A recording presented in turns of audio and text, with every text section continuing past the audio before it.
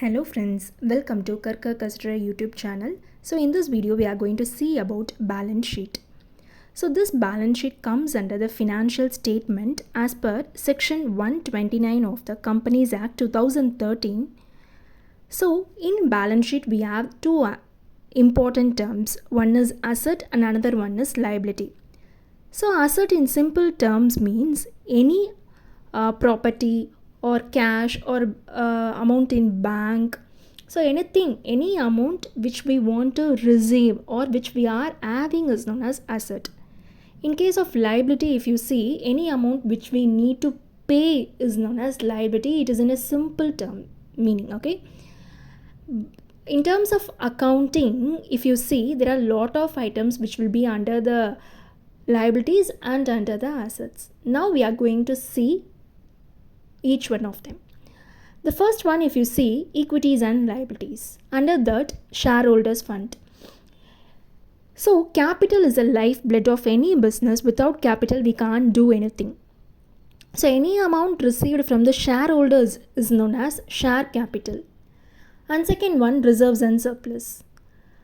So what the business will do, every year the business will be getting a profit. So from that profit amount, they will be keeping a amount separately in order to meet any expenses in times of emergency. That is known as reserves and surplus. And third one, if you see, money received against share warrant. Share warrant, in a sense, the shareholders, instead of getting the shares immediately, what they will do, they will be getting a share warrant certificate. So this helps shareholders to purchase or sell the shares at a stipulated period of time at a particular price. And next one, if you see, share application money pending allotment. So every shareholders will be going through the process of application, allotment, first call and final call.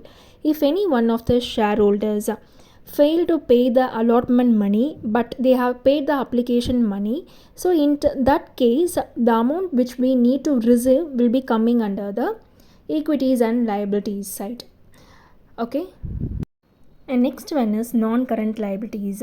Any liabilities which takes a period of more than a year is known as non-current liability. That is, it is not within a shorter period of time. So for example, long-term borrowings. So borrowings from bank, financial institutions or debentures which will be coming under these items. And deferred tax liability. Deferred tax liability, the tax amount which we need to be paid in the previous year but still we have not yet paid is known as deferred tax liability. And other long-term liabilities and long-term provisions will be coming under the non-current liabilities. And the next item, if you see, it is current liabilities. The liabilities which we need to pay within a year is known as current liabilities.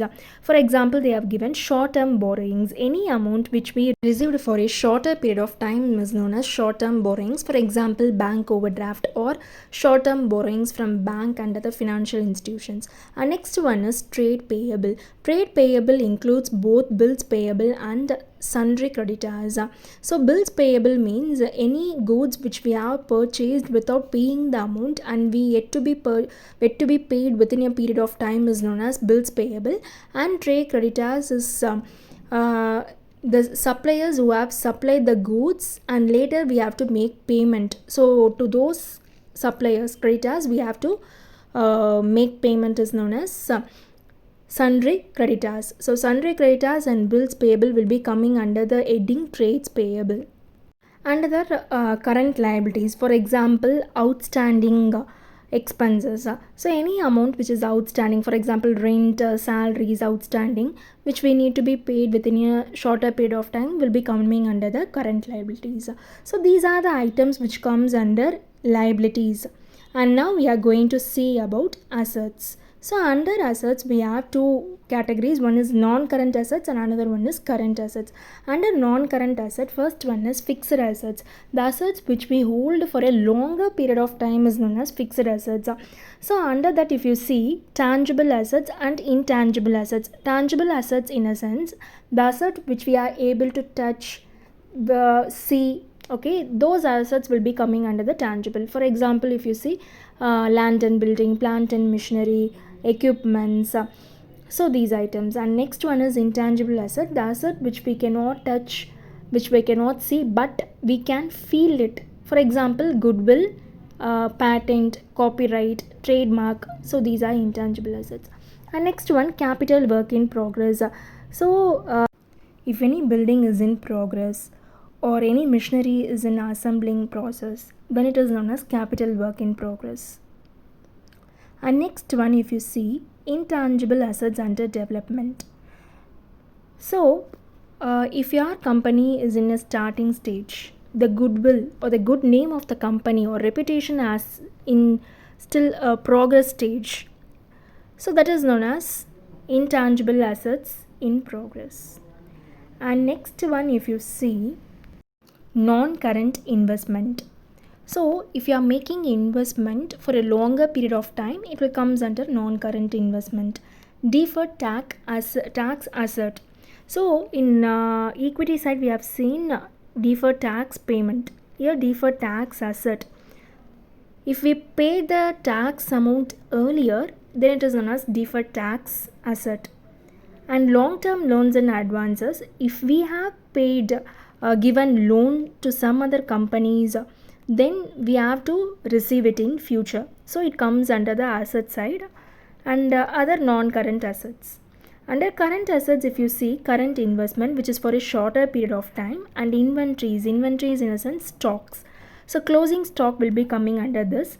And trade receivable, which includes both bills receivable and trade debtors, that is sundry debtors. So sundry debtors, in a sense, customers wants to pay the amount, and in case of trade receivable, the amount which we want to receive from the customers is known as trade receivable.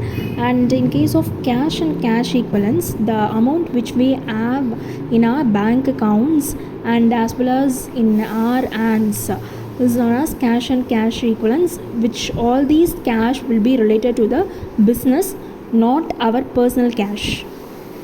Next one is short-term loans and advances. If we are providing loans and advances to any other business or someone related to our business, then these items will be coming under the short-term loans and advances. And the last one is other current assets. Other current assets may include prepaid expenses. So these are the items which will be coming under the equities and liabilities and asset side of the balance sheet. Hope this video is clear to you, and if any doubts, post it in the comment section. Thank you. Bye.